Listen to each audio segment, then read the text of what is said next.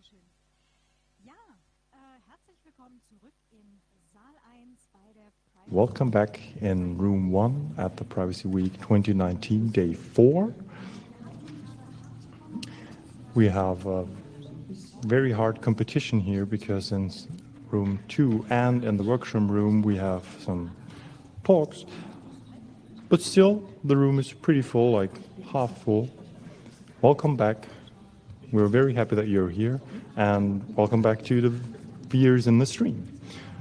Now we have Walter Kaban about ethics, morals, and disinformation in the digital age. Did I say that correctly? Yes, totally. Great. So big applause for Walter, and good luck. Let's start.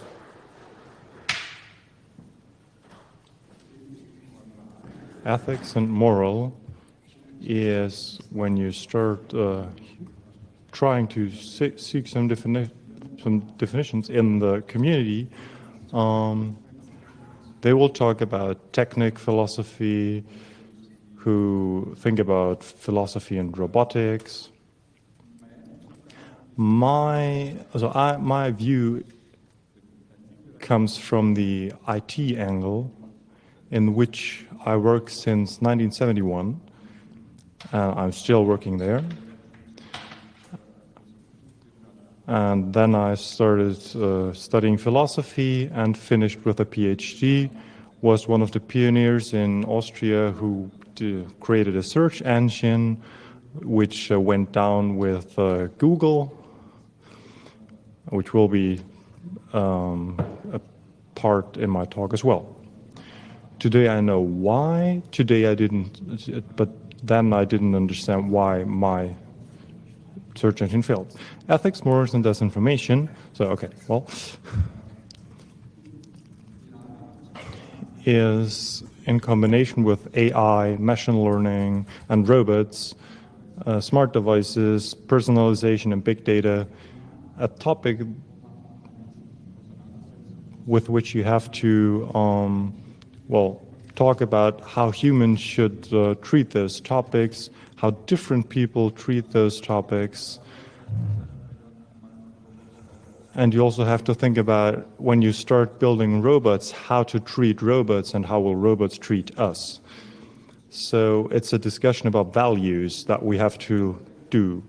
Well, values is more or less the topic this talk is about, because ethics and morals is often intermingled in a discussion. It's not totally clear what is ethics and what is morals. And I want to show that ethics is actually trying, since 2,500 years, since we reflect about the Greek philosophers, so tries to find out what is good and what is bad. But when I start referring to these terms, which are on my slides, 20 years ago, those haven't been used. AI is a bit older, like thinking about Alan Turing, and he thought about computer intelligence, and which is actually something like AI. So this is like 70 years old. Machine learning is pretty new. And the oldest term in this is robots, which has been used in 99 years ago. Karel Čapek, a Czech author and journalist, wrote a drama which plot was about a company which was called Reasoning's Universal Work, and took the term robot from the Czech and Russian language and put it into colloquial language. And since then, Czech roboti in meaning work or working to work, a term that's used for automated work. The interesting thing about this 99-year-old piece is But back then, the model that is discussed even today, automation will take away work from us, and what will we do as humans when there's no work left? This was already a topic back then and started ethical and moral discussions. So this theme is partnering for a decade and even longer. Ethics and morals are often used synonymous, but they are not the same. Ethics is trying to find principles of something that is founded in the Greek ethos of a moral and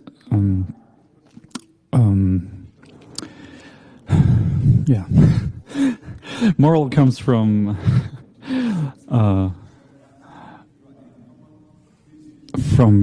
the Latin word. Humans that try to find ways to come up with a common set of rules for their living, which also means that you still have values to work with people who are not from the same ethical group or local group. Ethics, therefore, is a philosophical discipline after the Greek philosopher Aristoteles, who's a co-founder of that thing. Whereas morals is a norm made up by a group of people. That's why we need a definition of a group.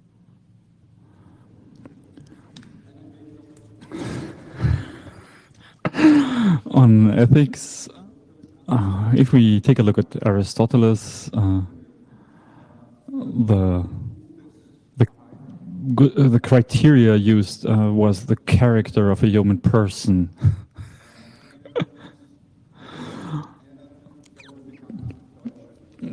One of the most known philosophers in the German-speaking world, Immanuel Kant, took the intention of action as a measure and what comes out of that action.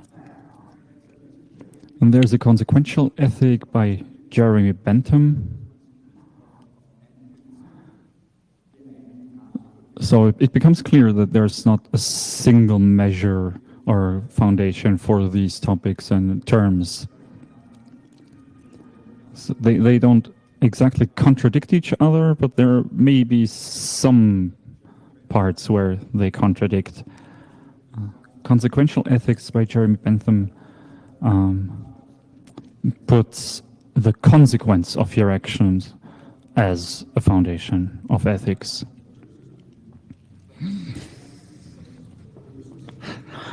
So if somebody does bad to you, you would have to return the bad actions.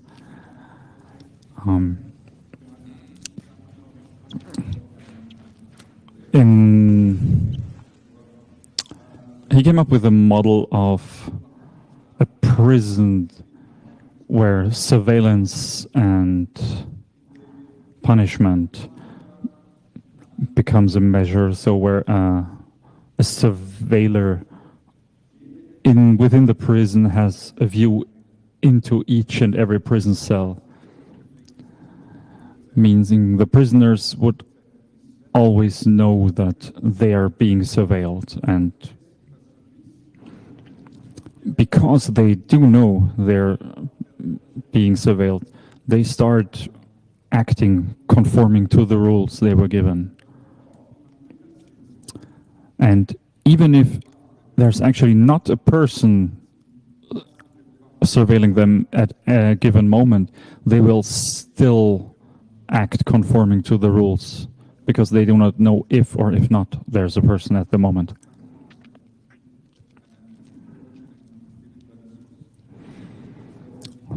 There's a motion called utilitarianism, meaning I have to measure the outcome of actions or the consequences of actions.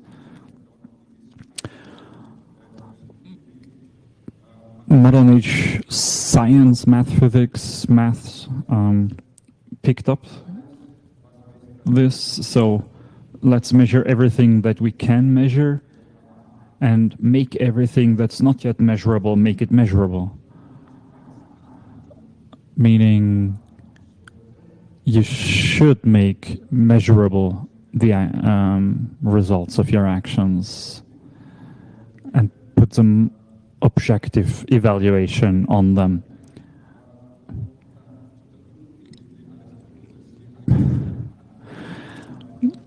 Meaning we end up with a very different set of ethics than Aristotle proposed between quality and quantity of actions.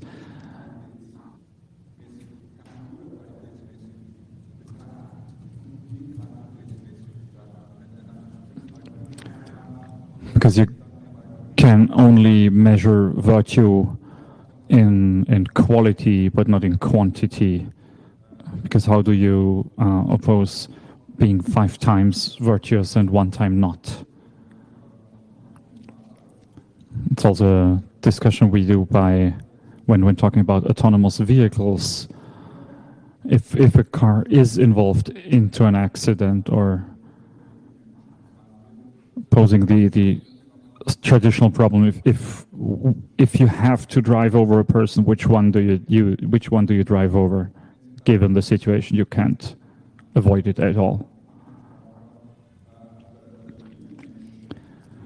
In more English-speaking parts of the world, it would be regarded that the young person is more worth to society because they will have more economical value to society. So their car would probably kill an elderly person, whereas in other parts of the world, this would be highly unethical because, for example, in the Arab world, older people are more valued by society because they have more experience.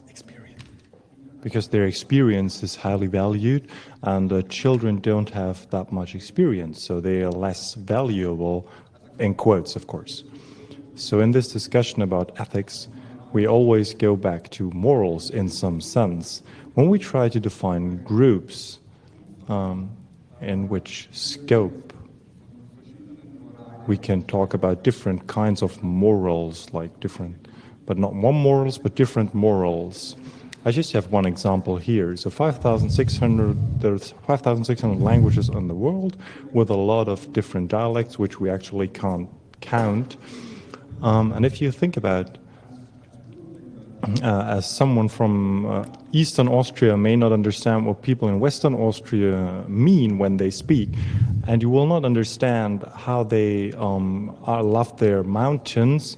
On the other hand, the Western Austrians may not understand how people in the flatlands in the East live. So people are used to live in rather small groups, 50, maybe 100 or 150 people. So and this is still in us. So we are not animals which use 800,000 million people in one Facebook group. So we can know 50 to 150 people which are in our group, and only a few of them are really in our really private group. So we have different morals. And we have an example from today that is not that geographical and linguistic space can lead to a lot of differences. So today, in Spain, in a certain valley, in the valley where Franco was exhumated and brought to another graveyard. But initially, he was buried in this valley. So I just have seen this on TV, because my wife and I are just learning some Spanish. And in this valley, the Spaniards sit and lift their hands to the fascist greeting. which is because Franco was born there. But in Austria and Germany, this is something that is against the law. So because we have a law against fascist greetings. I won't show it to you, but you know how it looks like. So obviously we have different morals here at work. And in this regard, something like the mafia is also an organization which has rules, how to treat each other, and when they protect them and when they start, killing each other or shooting each other. And when you keep to those rules, you can live well within the mafia. So this is their morals. But still, this has nothing to do with ethics. So, or it's still unethical, even though it's moral within their group.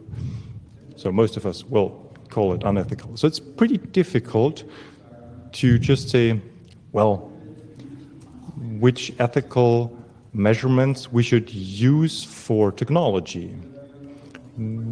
Especially technology, we don't really know what it will bring about and what its implications really are. And we don't know how it really works in the background, what it does. And this is something I think makes the biggest problems, which is also the topic that kind of I'm thinking about for like 15 years, because it's here in IT, but it's also in the social systems we live together, and it is also manifests itself in this what happens on the internet or on any network that is based on IT, like social media and how it works, how websites and links and search engines work. All of this has to do something with networking and how these networks work and are created. But let's come back to ethics. So I wanted to show two examples. The categorical imperative from Immanuel Kant in one formulation. So there's a German wording. I try to translate into English as good as I can. So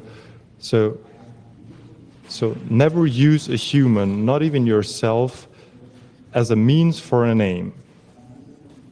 And just as a means for an aim and nothing else. So you just use, or let's say abuse, a human for this.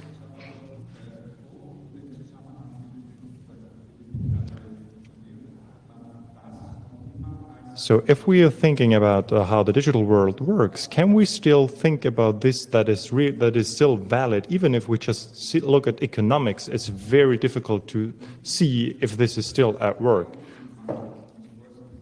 But it may seem like it.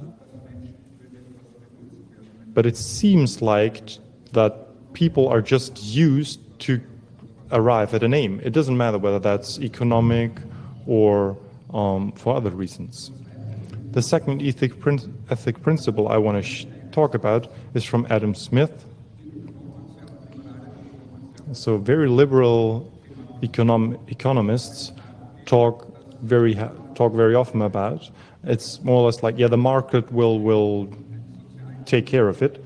So it's from Adam Smith, so The Invisible Hand, and in his economic works, where he talked about so in automation and so in huge plants, how you organize this and just to have to break work down into very small steps and to make it more easy and especially to make it cheaper. So this is something that Adam Smith did. And he said in the microeconomical range, at microeconomical, so in the small scale, someone who works for his own good also supports the society in greater. But this is something that's on small scale. So and this is what is like the invisible hand. If a small company does something for itself, it's also going to be good for the whole of society.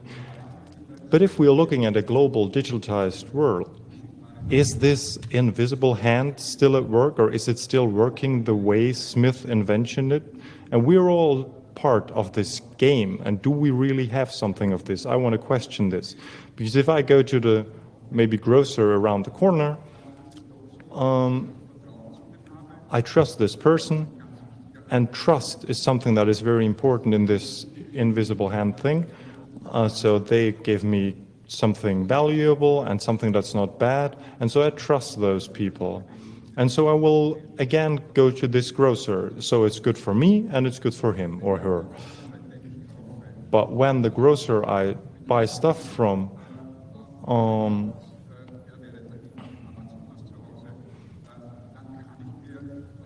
but like on platforms like someone that starts with A and is called after a certain river, there is no relationship between this entity and me, so there's no trust in that.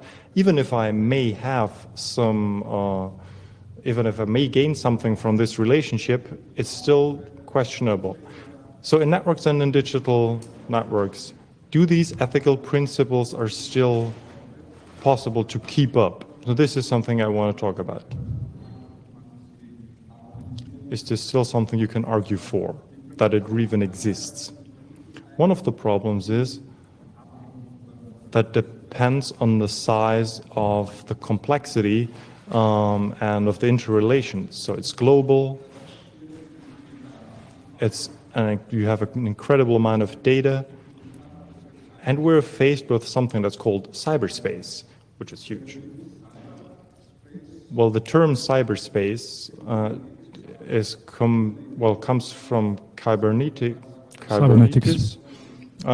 which it's derived from cybernetics, meaning controlling of mechanics, and comes from the Greek term from Kubernetes, which is the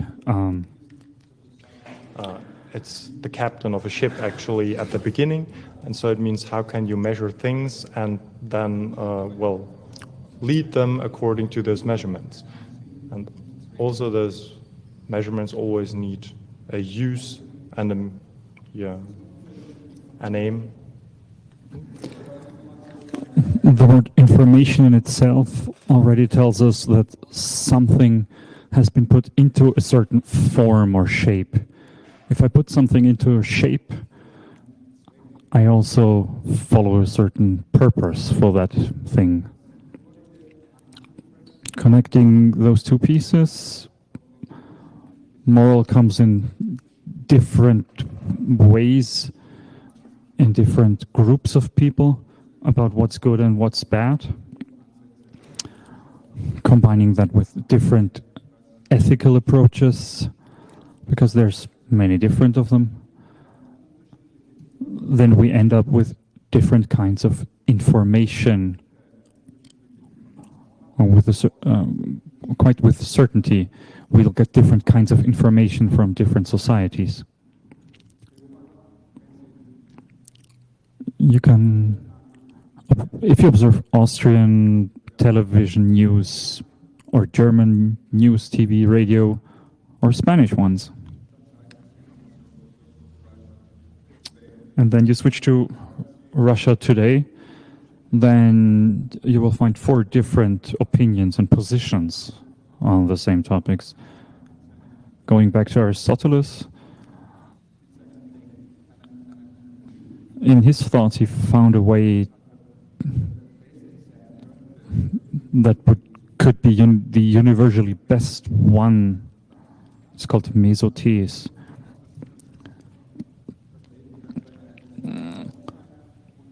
He approaches this as life oscillating and us trying to find a way to find a common ground, but that common ground is different for every one of us. So if we talk about communication amongst ourselves, then we find out that this communication is quite hard.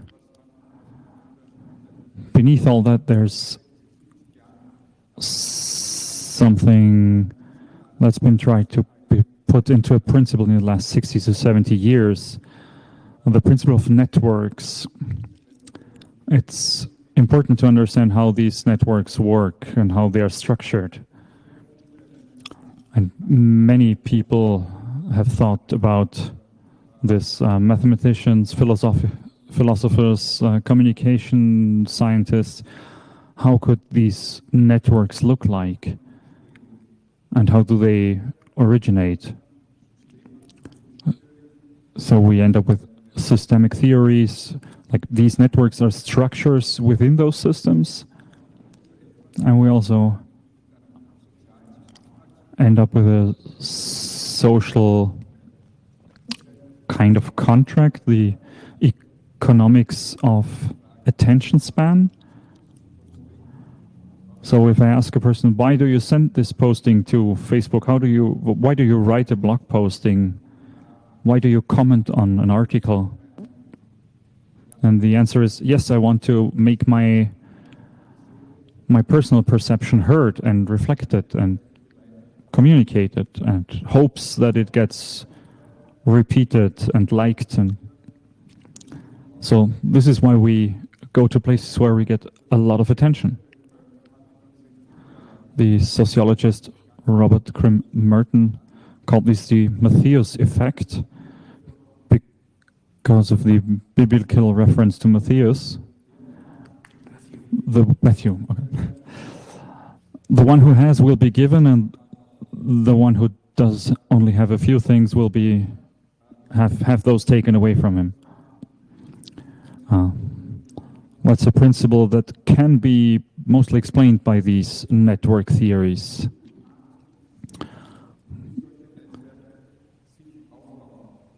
So let's look at how these networks are getting built or appear when we just let them grow by themselves. You find those networks in biology, in chemistry, surprisingly in sociology as well, and of course on the internet, where we ask why do we go there and why do we do certain things. This is where I bring a new aspect into this, which has not been put into light. I'll show you a quick simulation on how those networks come to be.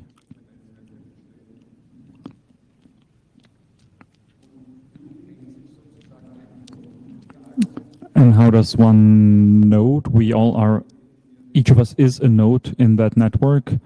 Every device we use is a node in this network. And each and every one of these nodes is pretty much permanently connected to other nodes or many other nodes. This is a very simple network of two nodes, and there's a link in between them. And now we let this network develop on its own. Because of the economics of attention, which can have many meanings on the internet. But if I try to orient myself on one node from which I get what I'm looking for or what I need, of which I get attention because they repeat what I put in there, which I post, then a network evolves that can look like this one, which has passed around 500 nodes on that network. And on this network, each node has the same size and importance. But through the connections and edges between the nodes, we see a different evaluation of those nodes. Meaning there's one single very large node and multiple others, smaller ones, and many very small nodes. When looking at that, you notice this shows an exponential growth, and that exponential graph allows us to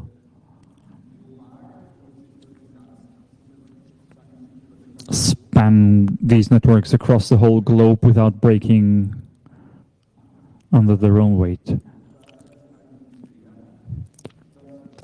The background of that is that these huge nodes know what all the smaller nodes want and desire, because communication works like sending something to receive something different, another message back.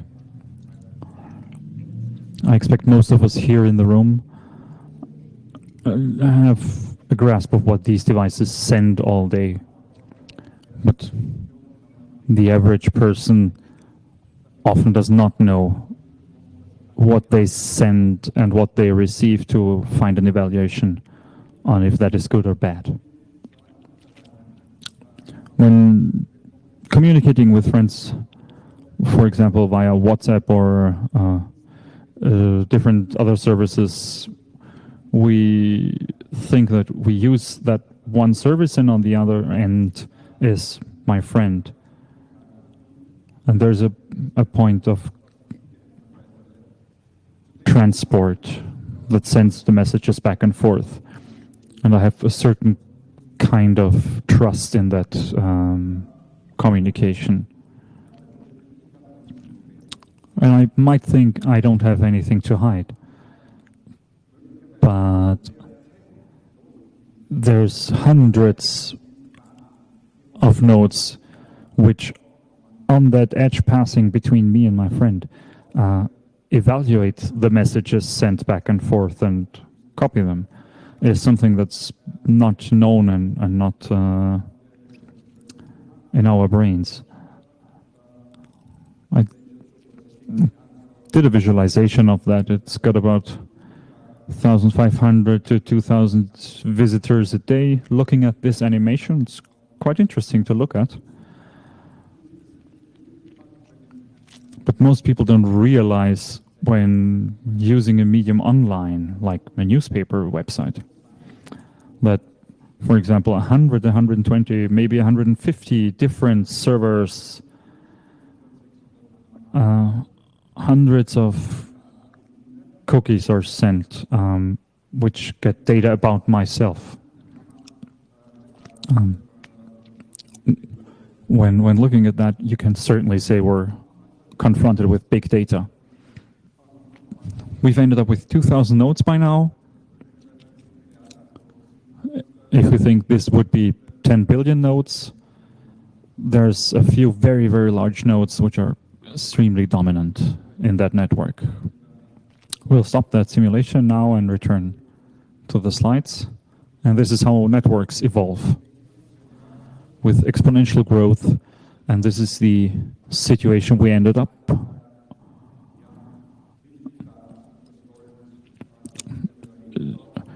Data is just the gold we have to dig out, and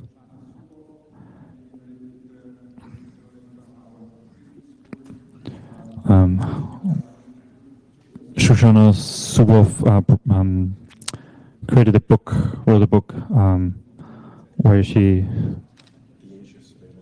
The Age of Surveillance Capitalism, where she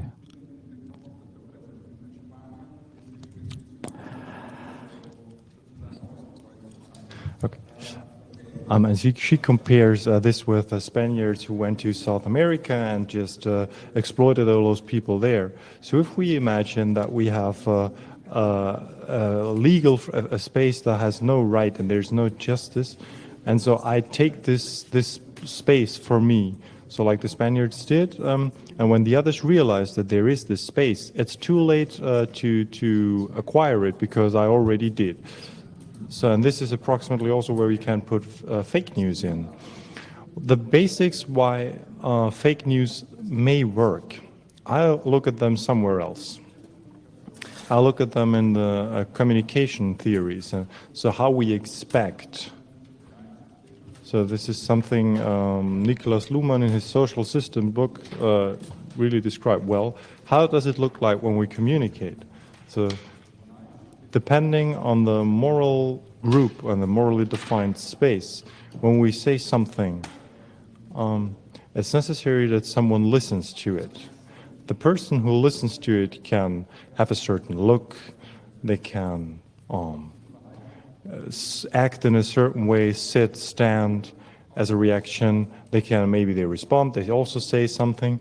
And based on this, how the speaker sees what the other person does, they start building up some expectancy what the other person might reply to this. And the person who is going to reply will have more or less the same thing. They also see the speaker, how they act, how they move, and has a certain expectancy of how the speaker, what the speaker will do. So both sides have expectancies in the communication. And this is what Luhmann defines as like expectancy. So it's kind of feeding back into itself. So when our expectancies get realized, we think that we're understood and we feel good. But I said before, you shouldn't use humans as a means for an aim.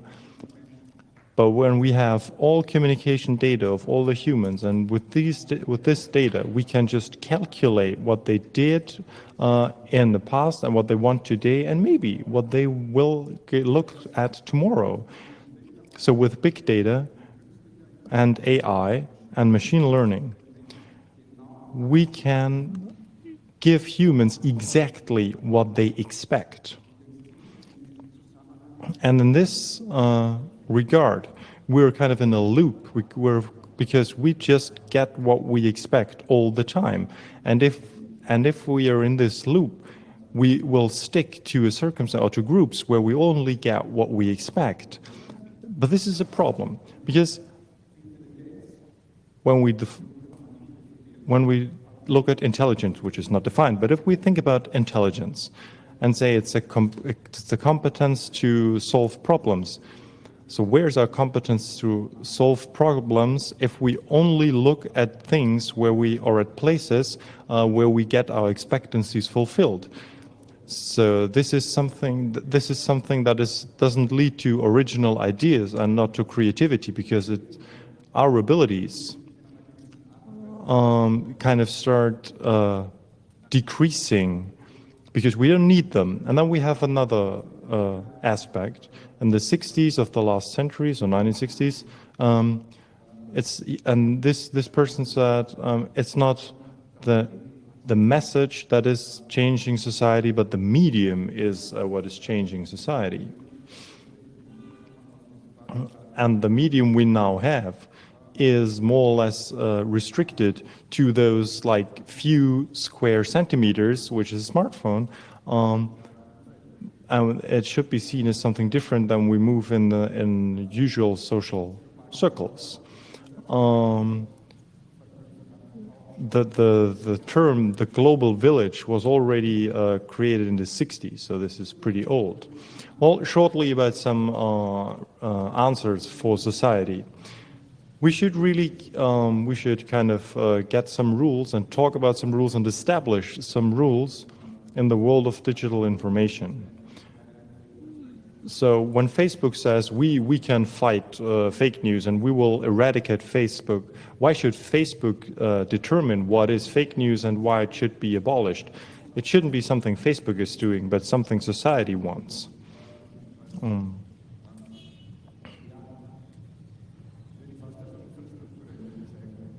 Some communication should be seen on online services should be seen as infrastructure, which opens a very different view or a very different angle on them.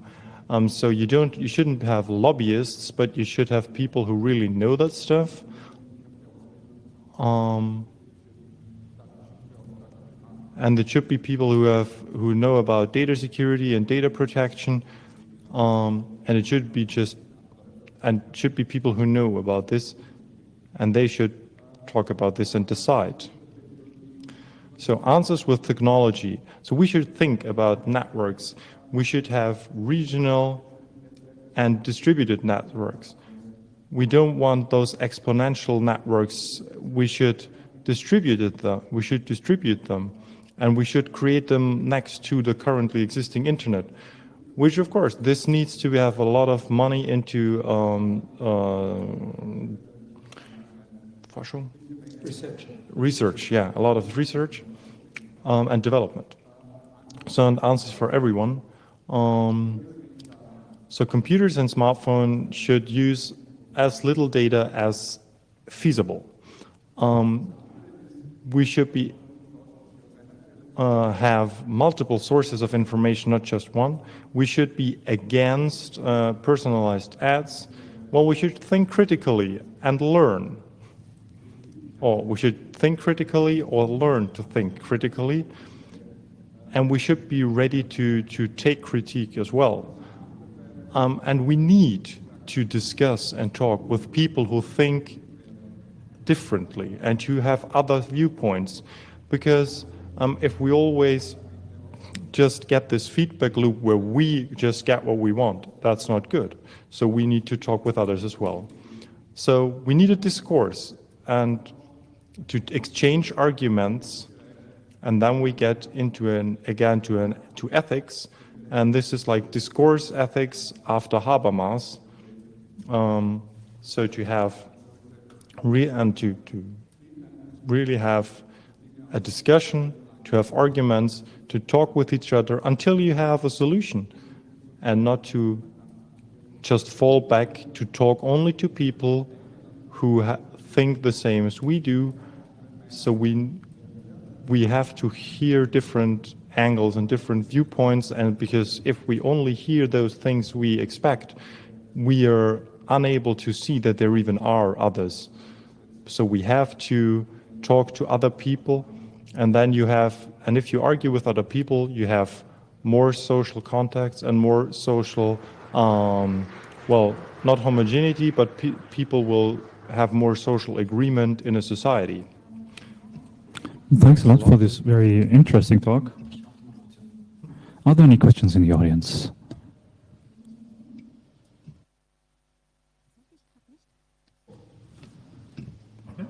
No questions? Doesn't look like it.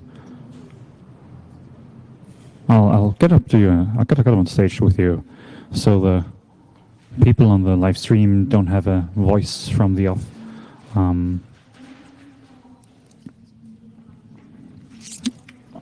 As for the topic of federated networks, we already had information on networks like Mastodon and the ActivityPub protocol. There's development in that direction. There are such developments.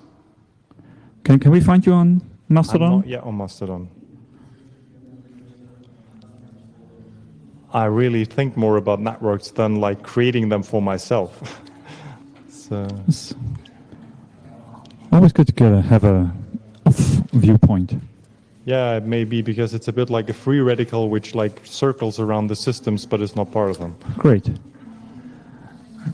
Totally on spot with us on Prezi.